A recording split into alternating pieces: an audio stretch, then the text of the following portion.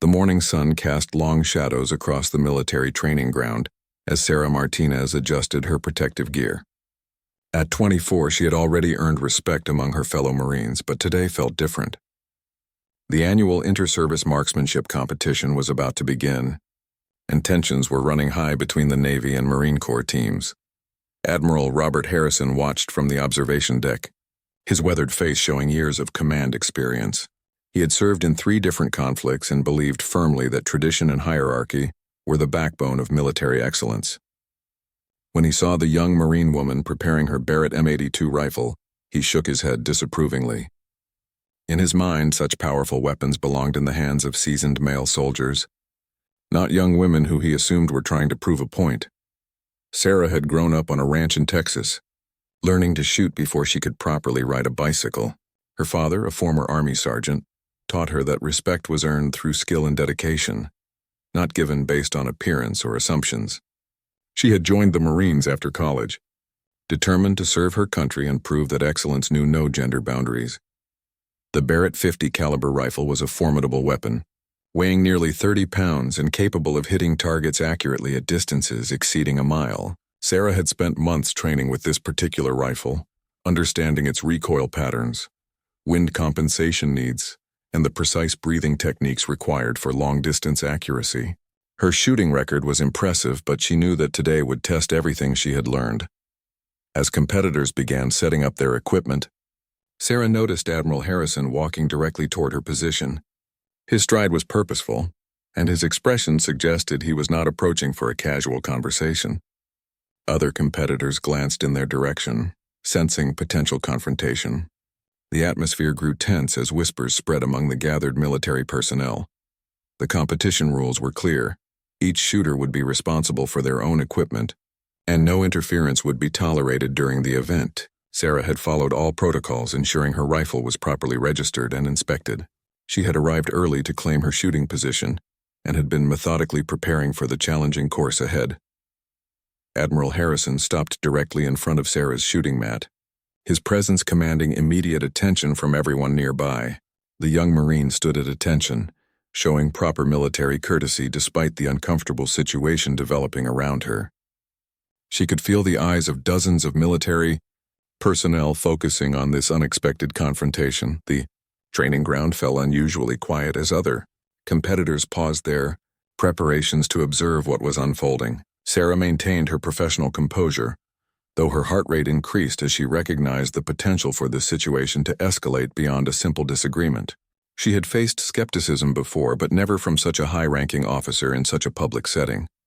Admiral Harrison's reputation preceded him throughout the military community. He was known for his strict adherence to traditional military values and his belief that certain roles were better suited for men.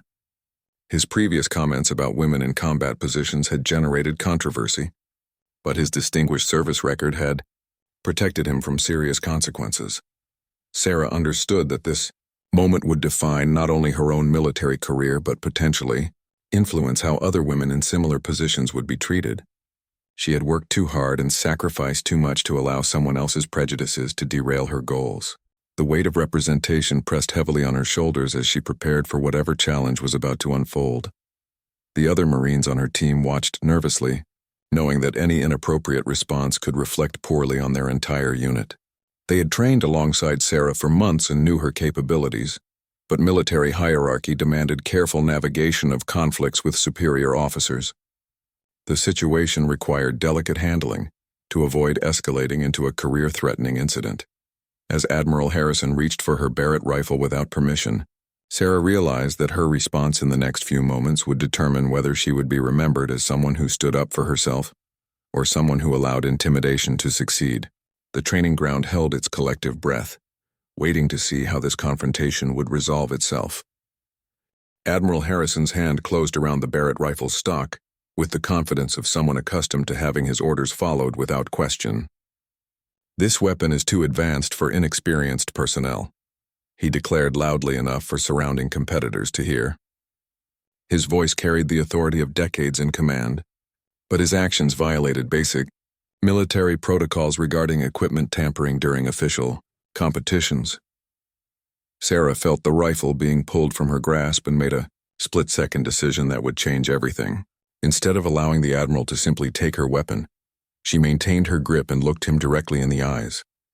"Sir, with respect, this rifle is properly assigned to me for this competition, and regulations prohibit interference with competitor equipment." The Admiral's face reddened with surprise and anger.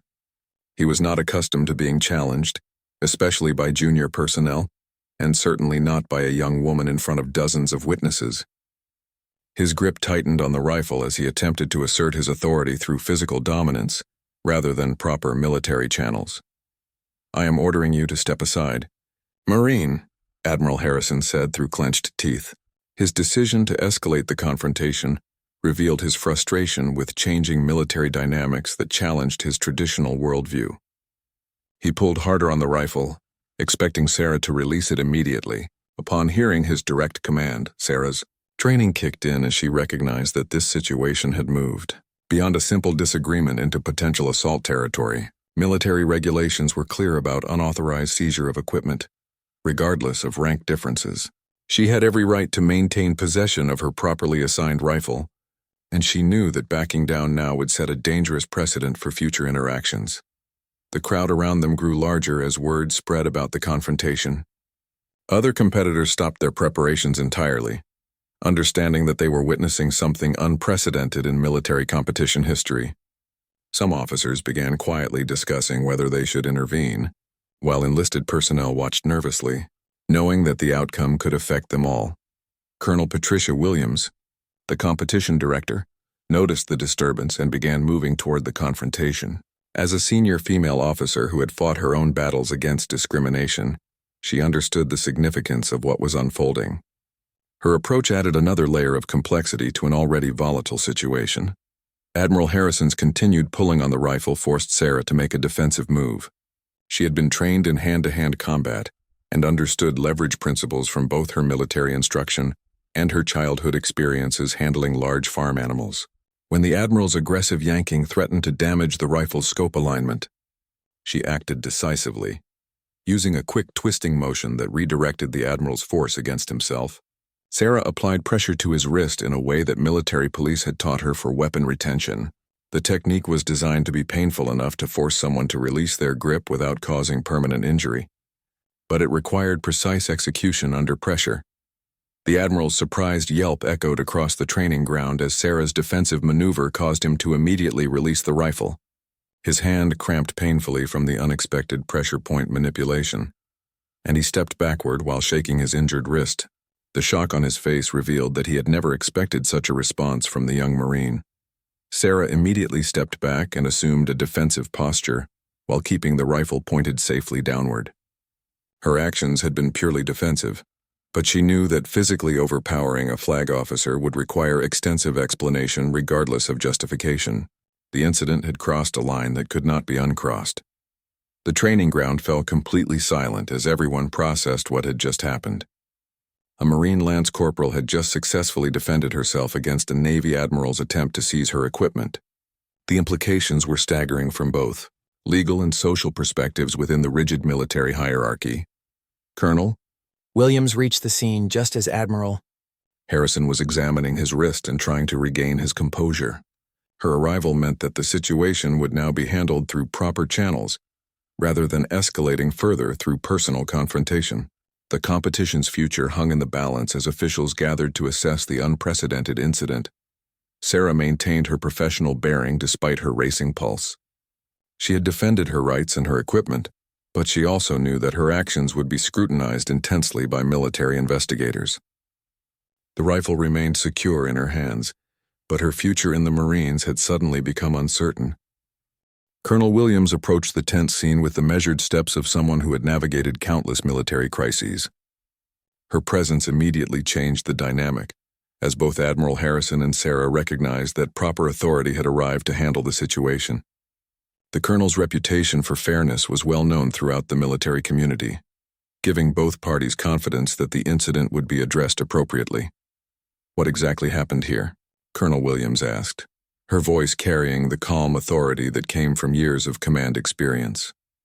She looked first at Admiral Harrison, acknowledging his senior rank, then at Sarah, whose defensive posture and secure grip on the Barrett Rifle told part of the story without words being spoken. Admiral Harrison straightened his uniform and attempted to regain his commanding presence, despite still nursing his sore wrist. Colonel, I was attempting to ensure proper weapon handling protocols were being followed when this Marine used excessive force against a superior officer. His version of events carefully omitted his unauthorized attempt to seize Sarah's competition rifle. Sarah remained at attention, but knew she needed to present her account clearly and factually. Ma'am, Admiral Harrison attempted to remove my properly assigned competition rifle without authorization. When he used physical force to take my weapon, I employed standard weapon retention techniques as taught in military police training. Her response was measured and professional, sticking to observable facts rather than emotional reactions. The crowd of military personnel had grown larger, with representatives from multiple branches watching the unprecedented confrontation unfold. Colonel Williams recognized that her handling of this incident would set important precedents for future military interactions and gender relations within the armed forces. The pressure to make the right decision weighed heavily on her shoulders. Competition officials gathered around Colonel Williams to brief her on the relevant regulations. The rules clearly stated that competitor equipment could not be interfered with except by designated safety officers in emergency situations. Admiral Harrison held no official position within the competition structure and had no authority to confiscate or inspect competitor weapons during the event. Admiral Harrison, Colonel Williams said carefully, "Can you explain the specific safety concern that prompted your intervention?" Her question was diplomatic but pointed, forcing the Admiral to justify his actions within the framework of legitimate military procedures, rather than personal opinions about women's capabilities. The Admiral's hesitation revealed the weakness of his position. He had acted on prejudice rather than genuine safety concerns, and now found himself unable to articulate a valid military justification for his behavior. "I observed what appeared to be improper weapon handling and felt compelled to intervene," he said, his explanation sounding hollow even to himself. Sarah's Marine team members watched anxiously from their positions, knowing that their teammates' future hung in the balance. They had witnessed the entire incident and could provide testimony if required, but military protocol demanded they remain silent unless specifically called upon by the investigating officer. Colonel Williams examined the Barrett rifle, checking its safety mechanisms and overall condition. The weapon was properly configured, safely handled, and showed no signs of misuse or damage. Sarah's equipment preparation was textbook perfect, undermining any suggestion that intervention had been necessary for safety reasons. The medical officer arrived to examine Admiral Harrison's wrist, which showed minor swelling but no serious injury. The Admiral's pride was wounded more than his body, but he continued to insist that Sarah had used excessive force in defending her equipment. His complaints rang hollow given the circumstances that had led to the physical confrontation. Word of the incident spread quickly through military communication networks, reaching personnel who were not present at the competition. Social media posts and text messages carried news of the confrontation between the Admiral and the Marine woman, though details varied wildly depending on the source and personal biases of those sharing the information. Colonel Williams faced a complex decision that would satisfy military justice requirements while avoiding unnecessary damage to careers and inter-service relationships. She needed to address the Admiral's improper actions while also evaluating whether Sarah's response had been appropriate under the circumstances. "Both parties will report to my office immediately following this competition," Colonel Williams announced. "This incident will be thoroughly investigated according to proper military procedures. In the meantime, the competition will proceed as scheduled." Her decision to continue. The event demonstrated confidence in Sarah's capabilities and refusal to let the incident overshadow the purpose of the gathering. Admiral Harrison's face showed displeasure with the Colonel's measured response, having expected immediate disciplinary action against Sarah. His realization that his own conduct would be scrutinized as thoroughly as the Marines began to sink in as other officers watched him with questioning expressions. Sarah felt a mixture of relief and apprehension as she prepared to continue with the competition. She had defended herself successfully, but the investigation's outcome remained uncertain. The Barrett rifle felt heavier in her hands as she considered the weight of expectations now resting on her performance in the shooting competition. The competition resumed with an electric tension that everyone could feel. Sarah took her position at the firing line, acutely aware that hundreds of eyes were focused on her every movement. The Barrett rifle felt familiar in her hands despite the morning's confrontation, and she forced herself to block out the surrounding drama, to focus on the demanding shooting course ahead. The targets were positioned at extreme distances, ranging from 800 meters to 2,500 meters, designed to test the absolute limits of both equipment and shooter capability. Sarah had trained extensively for these distances, but performing under such intense scrutiny added psychological pressure that she had never experienced before. Her breathing techniques became crucial as she worked to maintain the steady heart rate necessary for precision shooting. Admiral Harrison remained at the observation area, his injured wrist wrapped in medical tape as he watched through binoculars. Despite his anger over the confrontation, professional curiosity compelled him to observe Sarah's shooting performance. Deep down, he knew that her abilities would either validate his prejudices or force him to confront uncomfortable truths about his assumptions. The first target appeared at 800 meters, a standard military silhouette that required precise windage and elevation calculations. Sarah settled into her shooting position, feeling the familiar weight of the Barrett against her shoulder. The rifle's powerful recoil demanded perfect body positioning and follow-through to maintain accuracy between shots. Her first shot rang out across the training ground, the Barrett's distinctive crack echoing off nearby hills. Through the spotting scope, officials observed the bullet's impact just inches from the target's center ring. Sarah made mental calculations for wind drift and temperature effects, adjusting her scope settings for the second shot with practiced efficiency. The crowd's murmur grew quieter as Sarah's shooting rhythm developed. Her second shot struck closer to center, demonstrating the kind of rapid adjustment capability that separated expert marksmen from casual shooters. The Barrett rifle seemed to become an extension of her body as she settled into the zone that competitive shooters described as pure focus. Target after target appeared at increasing distances, each presenting unique challenges that tested different aspects of Sarah's training. The 1,000-meter shots required accounting for bullet drop that could be measured in feet rather than inches. At 1,200 meters, atmospheric conditions became critical factors that could cause misses despite perfect aim and trigger control. Colonel Williams watched through high-powered optics, making detailed notes about Sarah's technique and consistency. The colonel had been a competitive shooter herself and recognized the exceptional skill required to maintain accuracy at such extreme ranges. Sarah's performance was beginning to exceed even optimistic expectations.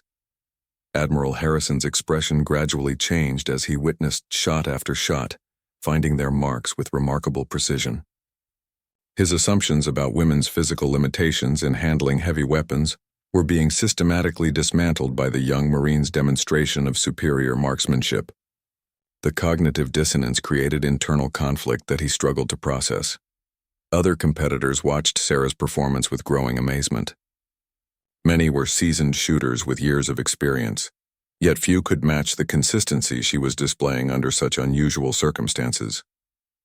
Her ability to maintain composure despite the morning's confrontation impressed even her harshest critics among the gathered military personnel. The rifle's recoil, which could be punishing even for experienced shooters, seemed to have no effect on Sarah's stability or accuracy. Her body positioning and recoil management techniques demonstrated the kind of training that could only come from hundreds of hours of dedicated practice. Each shot's placement showed incremental improvements as she adjusted for changing conditions. At 1,300 meters, the targets became almost invisible to the naked eye, requiring complete reliance on optics and mathematical calculations for bullet trajectory. Sarah's breathing became even more controlled as she accounted for the longer flight time that allowed wind and atmospheric pressure to affect bullet path significantly. Her shot placement remained remarkably consistent, despite the increasing difficulty. The 1,400-meter targets pushed the Barrett rifle close to its effective range limits, demanding perfect execution of every aspect of long-distance shooting. Sarah's calculations had to account for the Earth's rotation at such extreme distances, a factor that many recreational shooters never encounter. Her continued accuracy at this range amazed even the competition officials. As Sarah prepared for the final and most challenging shots at 1,500 meters, the entire training ground fell silent except for the wind rustling through nearby trees. This distance represented the absolute edge of what was possible with the Barrett platform, requiring not just skill but also favorable conditions and equipment performing at peak efficiency. The pressure of performing under such intense scrutiny could break even experienced competitors, but Sarah seemed to thrive in the challenging environment.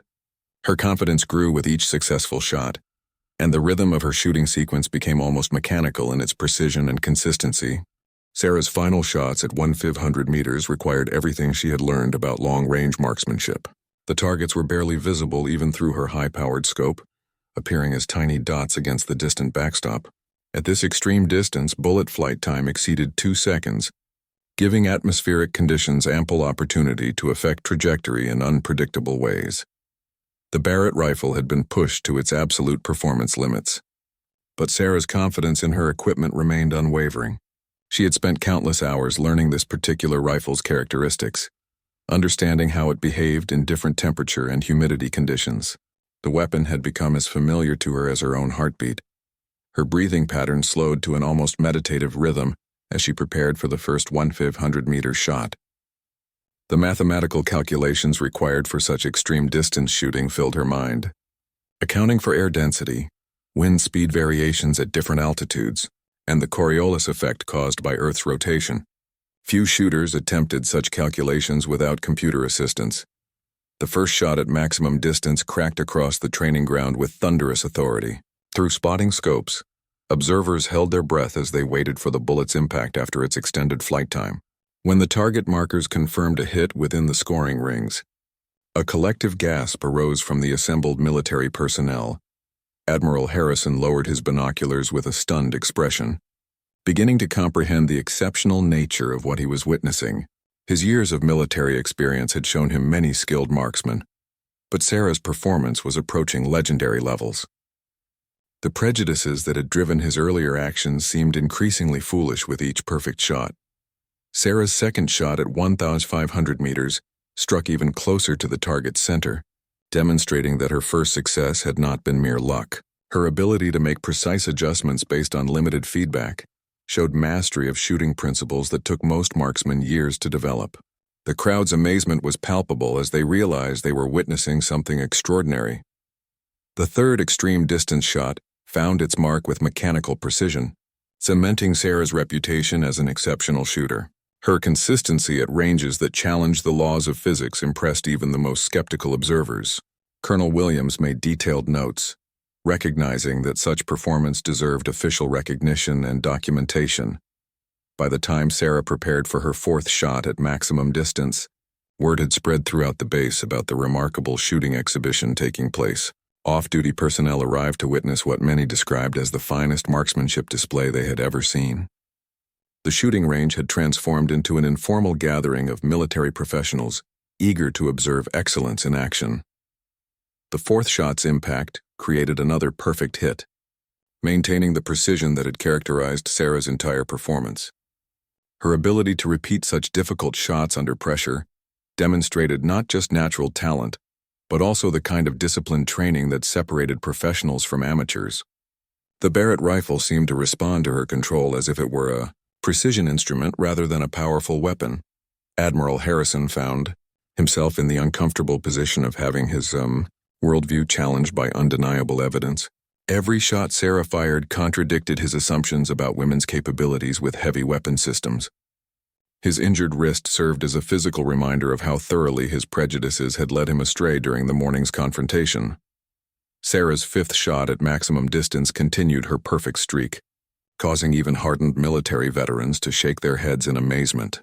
The mathematical precision required to repeatedly hit targets at such extreme ranges defied casual explanation. Her performance was entering the realm of marksmanship legend that would be discussed in military circles for years to come. The pressure of maintaining perfection, with only one shot remaining, created a moment of intense drama. Sarah had achieved 8 consecutive hits at varying extreme distances, with only the final 1,500-meter shot standing between her and a perfect score under extraordinary circumstances. The weight of expectations from hundreds of observers could have been overwhelming for a less experienced shooter. Sarah's final preparation ritual remained unchanged despite the circumstances. She checked wind indicators, verified her scope settings, and controlled her breathing with the same methodical approach she had used throughout the competition. The Barrett rifle's familiar weight provided comfort as she settled into position for the deciding shot.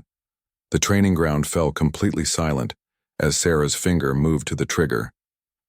Hundreds of military personnel held their breath, understanding that they were about to witness either the completion of an extraordinary shooting performance or see pressure finally take its toll on the young Marine. The moment seemed suspended in time as everyone waited for the final shot. The Barrett's crack echoed across the range one last time, followed by the longest silence of the day as observers waited for target confirmation at the extreme distance. When the markers finally signaled another perfect hit, the crowd erupted in spontaneous applause that lasted several minutes. Sarah had achieved something that would be remembered long after the competition ended. The applause that followed Sarah's perfect ninth shot seemed to echo endlessly across the training ground. Military personnel from all branches joined in recognizing an extraordinary display of marksmanship that transcended service rivalries and personal prejudices. Sarah stood and safed her Barrett rifle, her professional composure intact despite the emotional weight of what she had just accomplished. Admiral Harrison approached slowly, his earlier antagonism replaced by something approaching humility. The swelling in his wrist had subsided, but the injury to his pride would take longer to heal. He had witnessed something that challenged fundamental assumptions he had held throughout his military career, forcing him to confront uncomfortable truths about his own biases. "Marine," the Admiral said quietly as he reached Sarah's position, "I owe you an apology." His words were spoken loudly enough for nearby personnel to hear, demonstrating a willingness to publicly acknowledge his mistake. The crowd grew quiet as they realized they were witnessing something almost as unprecedented as the shooting exhibition itself. Sarah came to attention and responded with the respect due his rank, despite everything that had happened earlier. "Sir, no apology is necessary. We all serve the same mission." Her gracious response demonstrated the kind of character that had made her shooting performance possible, showing strength through restraint rather than vindictiveness. Colonel Williams stepped forward with the official competition results, her expression showing both professional satisfaction and personal pride in Sarah's achievement. Lance Corporal Martinez has achieved a perfect score under extraordinary circumstances, she announced to the assembled crowd. This performance will be submitted for official recognition through appropriate military channels. The other competitors approached to offer their congratulations, recognizing that they had witnessed something special, regardless of how it affected their own standings. Professional shooters understood the difficulty of what Sarah had accomplished, and their respect transcended any disappointment about their own performances. Military camaraderie ultimately proved stronger than individual competition. Admiral Harrison extended his uninjured hand to Sarah in a gesture that surprised everyone present. "Your marksmanship is exceptional, and your composure under difficult circumstances is commendable," he said formally. His public acknowledgement represented a significant moment for both of them, demonstrating growth and professional maturity from someone in a position of authority. Sarah accepted the handshake with the same professionalism she had shown throughout the day's events. "Thank you, sir. I appreciate your recognition." Her response showed no trace of smugness or vindictiveness, instead displaying the kind of military bearing that earned respect across all branches of service. The incident had tested her character as much as her shooting skills. The investigation that Colonel Williams had promised would still proceed according to military regulations, but the day's events had provided context that would influence the outcome. Sarah's exceptional performance had validated her right to compete with the Barrett rifle, while Admiral Harrison's public apology demonstrated recognition of his error in judgment. News of the shooting exhibition and the confrontation that preceded it spread quickly through military communication networks. Social media posts and official reports carried the story to personnel who had not witnessed the events firsthand. Sarah's achievement became a symbol for many military women who had faced similar challenges in proving their capabilities. The Barrett rifle was carefully secured and prepared for return to the armory, its role in the day's drama now part of military competition history. Sarah's perfect maintenance and handling of the weapon had been as impressive as her marksmanship, demonstrating complete professionalism in equipment management under pressure. Admiral Harrison's perspective had been fundamentally altered by witnessing Sarah's performance. His years of military experience had shown him many examples of courage and skill, but the combination of technical expertise and grace under pressure that Sarah had displayed forced him to reconsider long-held assumptions about gender and military capability. Colonel Williams completed her documentation of the incident and competition results, knowing that Sarah's achievement would be studied and discussed in military training programs for years to come. The young Marine had not only proven her individual capabilities but had also advanced the cause of equality through excellence rather than argument.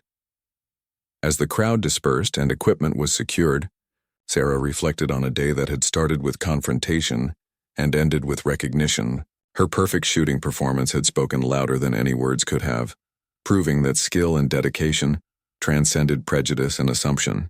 The Barrett rifle had been her tool, but her character had been her greatest weapon. The annual competition concluded with award ceremonies and inter-service fellowship, but Sarah's 9 perfect shots at extreme distances would be remembered long after other scores were forgotten. She had defended more than just her right to compete. She had defended the principle that excellence should be recognized regardless of who achieves it. The day belonged to her, earned through preparation, skill, and unshakable determination under pressure.